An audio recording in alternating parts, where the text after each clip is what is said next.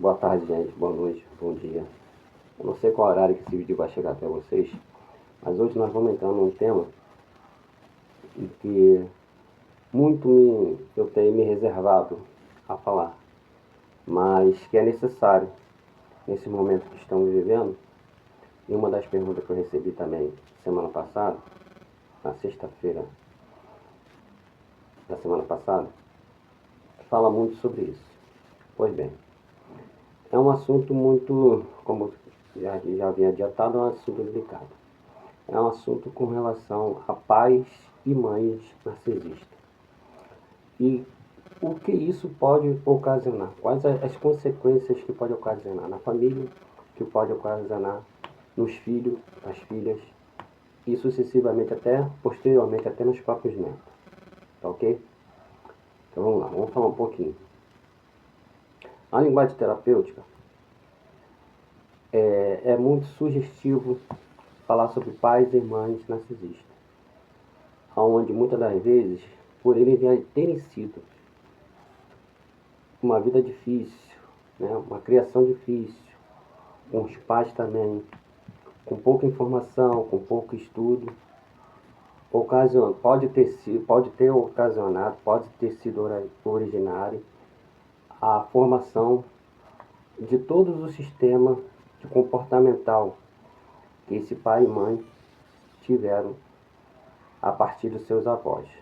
Ou seja, uma criação difícil, uma criação com detalhes, com subjugações, né, com escassez, vamos dizer assim. Então isso tudo pode ter sido uma criação bem difícil para os nossos pais, no caso. Ok? Então eu estou falando de primeiro e segundo grau de criação. Deu para entender ou não? Vamos atualizar um pouco mais. Já na nossa criação dos nossos pais e nossas mães, nós vivenciamos e presenciamos muitas dificuldades, né?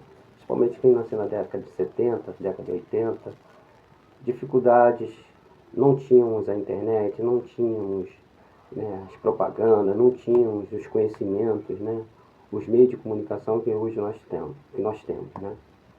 Então, a dificuldade foi muito parecida. Então, o modo de criação da nossa época também foi muito rigoroso, com escassez, com falta e muitas das vezes com excessos, né, com abusos para muitas das nossas famílias que nós já conhecemos, né, que nós passamos.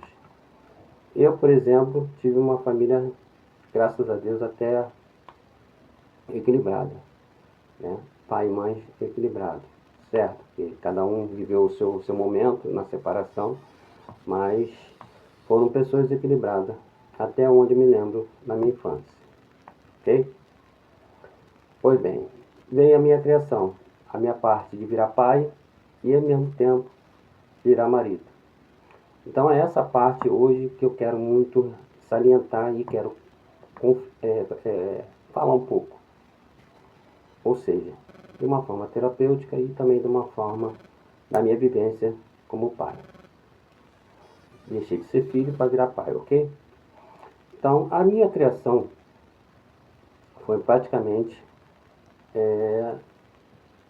muito parecida com a de muitos. Escassez, dificuldade, né, faltas, mas dentro do possível, minha mãe e meu pai sempre foram presentes, ok? Claro que nem tudo a gente conseguia ter, eu e minhas irmãs no caso, mas tínhamos, claro, a atenção e o carinho de pai e mãe, e ensinamentos que diziam o que é certo e o que é errado. Então, o dia a dia, né, é que fez as nossas caminhadas. Pois bem, então, eu, por sua vez, eu não tenho motivo para dizer para vocês, com todos os problemas que eu passei, de ter virado uma pessoa psicopata, de ter virado uma pessoa ruim, de ter virado uma pessoa do mal, né? De tudo que aconteceu comigo na infância, todos os traumas, vamos dizer assim, todas as escassezes que nós passamos, né, com escola, com roupa, etc, etc, pode não é um motivo para que a gente hoje em dia virasse pais e mães psicopatas ou pais e mães narcisistas, ok? Ou seja, quando você tem uma estrutura familiar onde falta a escassez, falta o financeiro, falta muitas das vezes o alimento, falta, né? Tudo isso que nós, na nossa criação, mas quando você tem uma base familiar sólida, onde o sentimental, o emocional é equilibrado, você querendo ou não, você se transforma numa pessoa também equilibrada, independente das dificuldades que você passa. Então, esse foi a minha criação. Portanto, hoje em dia, eu me julgo, eu me considero um pai equilibrado. Um pai onde eu fui presente dentro do possível. Eu fui um pai onde eu fui amigo e fui companheiro dos meus filhos. No caso, meus 3 filhos, tá ok? Então, sempre ensinei o que é certo e o que é errado. Eu nunca tive um filho alecrim dourado, nem um filho bode expiatório, como muitos terapeutas classificam, né? Que muitos pais e mães narcisistas classificam os filhos dessa maneira, né? Tem sempre um filho que é o alecrim dourado, é aquele filho que é uma extensão da mãe, que é uma extensão do pai, onde tudo ali tudo é permitido para esse filho alecrim dourado, entendeu? As suas crises, as suas vontades, as suas manias, os seus deboches, as suas encrencas, os seus problemas, é tudo lindo para essa mãe e esse pai. Então, esse é um filho que é a extensão de um narcisista ou de uma narcisista, que são pais e mães, ok? Então, eu não tive esse tipo de criação, nem minhas irmãs, ok? Então, o filho bode expiatório, muitas das vezes, é o filho que é aquele que tudo é subjugado, tudo é tirado, tudo ele é humilhado, tudo aquilo ele é feito de deboche. Ou seja, é o filho que com a sua criação em falta, ele também tem os seus motivos para que ele se vire uma pessoa com problemas, com traumas. Ou seja, ele tem um irmão que tem tudo e ele, por sua vez, não tem nada. E o pouco que ele tem ainda é tirado, ainda é humilhado. Então, muitos terapeutas trabalham com essa conjunção, vamos dizer assim, essa coligação, onde um filho é sempre mais o preferido da mãe e do pai, e o outro é sempre largado à revelia, largado no canto, como se fosse o saco de pancada do pai e da mãe. Então, muitas das vezes, o que acontece? O filho alecrim dourada vai crescer como um bode expiatório, correto? O pai e a mãe, por sua vez, vão envelhecer. Sim ou não? Tá dando para entender? Pai e a mãe vão envelhecer. É de certo que todas as manias, todos os defeitos que um pai ou uma mãe narcisista tem na velhice vão se piorar, correto? Quando atinge uma idade de 40, 50 anos, etc. A tendência é piorar, por excesso de abuso e danificação de danos cerebrais que ele mesmo provoca ao cérebro, correto? Isso já está em outros vídeos que eu lancei, que eu falei sobre isso. Então, o que ocorre? Esse pai e essa mãe, quando a velhice, os filhos, ou o filho alecrim dourado, por ter tudo de mão beijada, ele se torna uma criança mas hiper, sem noção, uma criança hiper, sabe? Teimosa, uma criança hiper perracenta, uma criança hiper narcísica, com traços narcísicos. Ou seja, adoração, manipulação, subjugação, traição, etc, etc, etc. E essa é a criação desse alecrim dourado, que provavelmente, com o tempo, vai se transformar num projeto de narcisista, ou um projeto de uma narcisista. Ou seja, tudo que acontece entre o pai e a mãe dentro de casa vai reverberar nessas crianças, tanto no alecrim dourado como no bode expiatório. O bode expiatório, por sua vez, também vai crescer. Vai crescer uma criança subjugada, uma criança humilhada, uma criança desprezada, uma criança rejeitada, etc, etc. Ele tem motivo para ter todos esses tipos de transtornos? Tem. Mas ele tem uma opção de não se transformar nisso, numa pessoa ruim, numa pessoa narcísica. Ou seja, ele pode praticamente se afastar, que é muito das vezes o que ocorre com os filhos bode expiatório. Ele se afasta dessa família, se afasta de pai e mãe e vai viver a vida deles com a idade, com o tempo, né? Com a sua fase já adulta, sua fase, vamos dizer, pré-adolescente. E na velhice, o pai e a mãe ainda vão querer julgá-los como um filho ingrato, como um filho que não liga para pai e mãe, um filho que não obedeceu pai e mãe, um filho que não procura pai e mãe. Então, esse filho bode expiatório, se ele não tiver a cabeça, se ele não tiver o mental dele bem equilibrado e não se afastar, ele tem tudo para ficar com os problemas e sequelas cerebrais graves. Ok? Então, é o que ocorre muito na família de um narcisista e de uma mãe narcisista, que são controladores, que são pessoas que não têm um senso de, como diz aqui no Rio, de simancol, e, por sua vez, ocorre esse tipo de tratamento. Tem alguns detalhezinhos que em muitas famílias narcisistas sempre ocorrem pelo pai ou pela mãe, né? Vou falar muito no masculino, né? Ocorre muito com o pai narcisista. São algumas das características de muitos deles que é bem visível. E eu vou relatar algumas, tá? Ok? Primeira, excesso de vício. São viciados em jogos, viciados em sexo, são viciados em cigarros, são viciados em drogas, em remédios, viciados em jogos. E isso muitas das vezes repercute no financeiro e na estabilidade da família. Porque se ele é o provedor da família, como é que ele vai conseguir levar o alimento para dentro de casa?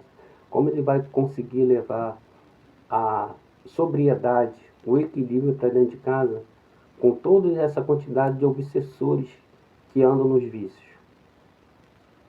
Já parou para pensar? Ok? Então vamos lá. O que ocorre é uma dessas características bem profundas. Ok? Então, o pai narcisista, por sua vez, por esses tipos de transtorno, esse tipo de vício, esse tipo de mal conduta, vamos dizer assim, né? Que muitas das vezes bate até na mãe, né? Bate na mãe, na frente dos filhos, né? Espanca a mãe, estupra a mãe, estrupa os filhos. Vamos ser bem direto. Estupra os filhos, estupra as filhas e usa isso como usa a droga, usa a bebida como uma desculpa, né? Para salientar que tudo aquilo que ele fez não era consciente.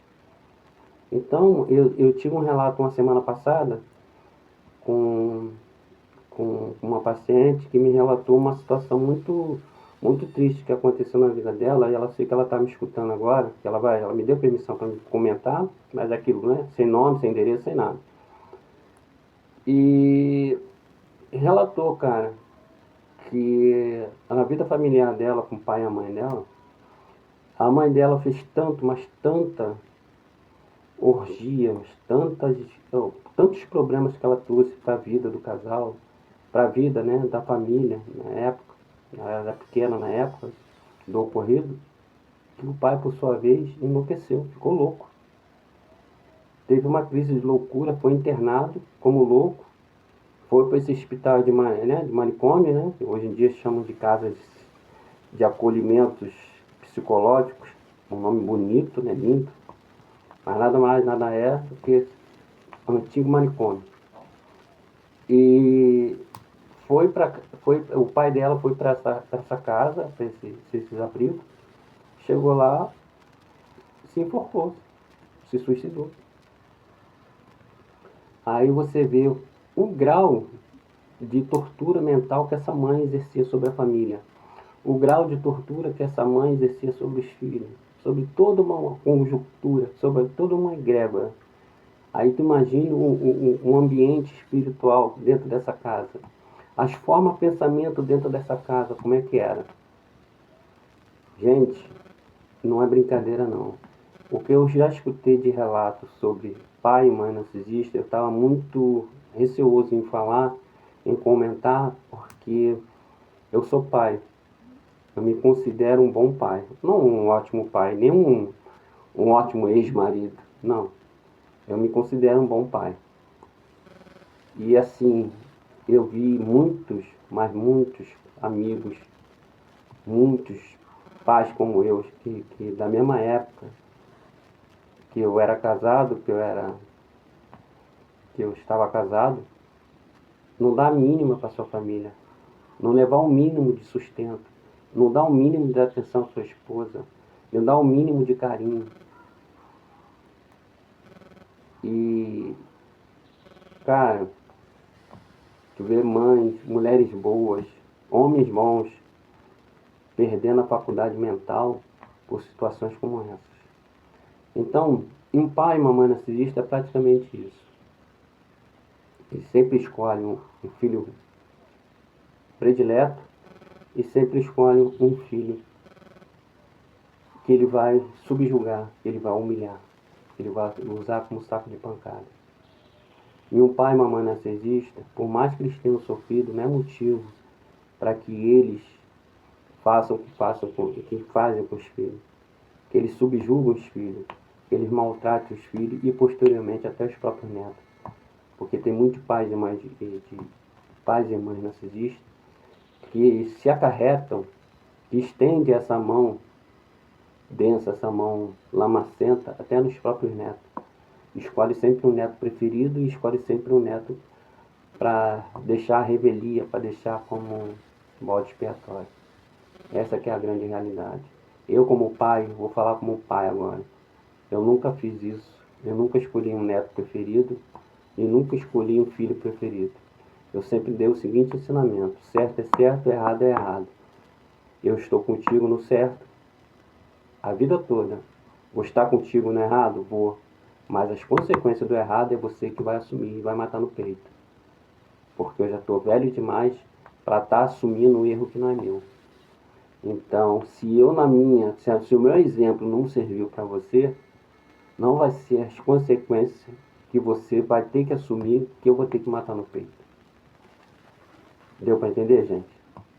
Então, o básico para mim é isso. Eu, com todos os problemas que eu passei na minha infância, não problemas de alcoolismo, não problemas de vícios, mas os problemas que eu tive foi realmente de não ter uma escola, uma educação adequada, de não ter um meio de transporte para ir para a escola, de uma roupa adequada, para ir a uma festa, sabe? Um tipo de alimento que sempre faltava alguma coisa ou outra, mas a criação do certo e do errado eu tive. E essa criação do certo e errado eu sempre passei para os meus filhos. E dentro do possível eu passo para os meus netos. Eu não abraço, eu não passo a mão pela cabeça de nenhum deles. Eu simplesmente falo que o certo é o certo, eu vou estar junto. O errado é o errado, eu também vou estar junto. Mas as consequências que vai matar no peito são vocês. Tá ok, gente? Então, pai e mãe narcisista é praticamente isso. São pessoas que vêm ao mundo já com esses traços malignos, já com esses traços de sobrevivência, de insuficiência de sentimentos, vamos dizer assim.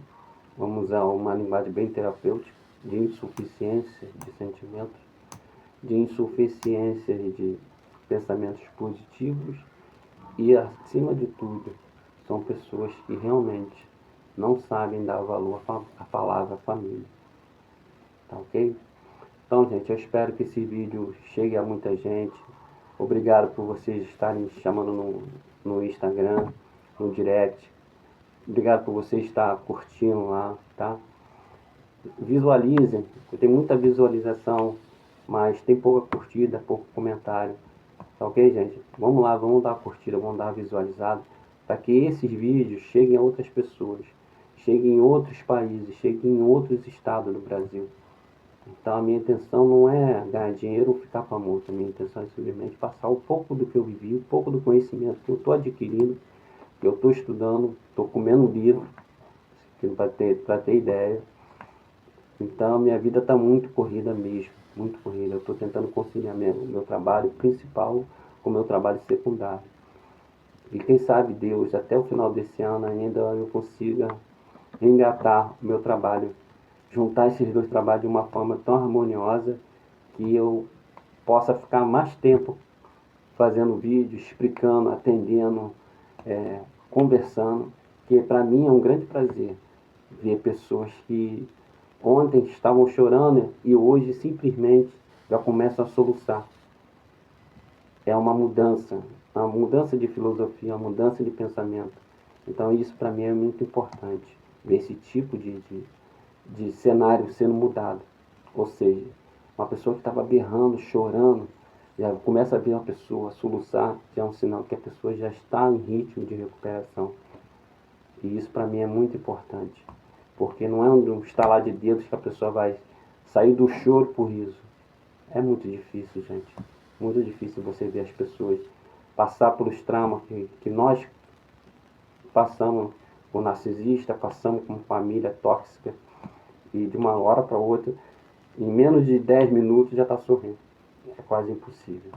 Eu sei porque eu já vivi isso na pele e hoje eu digo, o trauma deixado, ele pode, se você não se curar, ele pode se estender pela sua vida toda. E sabe-se lá quem mais você pode prejudicar e acarretar e levar isso. Eu posso passar isso para outras pessoas através dos seus relacionamentos mal curados. Tá ok, gente? Então, obrigado aí pelas visualizações. Tá? Vamos compartilhar, vamos curtir os vídeos. É o que mais importa para mim nesse momento, é que esses vídeos cheguem em outras pessoas, cheguem em outros países, cheguem em outros estados. E possa verdadeiramente abrir a mente de muitas outras pessoas, tá ok? Me perguntaram também se eu uso muita linguagem coloquial, né? E sim, eu uso muita palavra coloquial. Eu não vou usar a linguagem de terapeuta, porque é muito difícil você conversar com as pessoas hoje em dia no Brasil com uma linguagem onde a pessoa está sofrendo.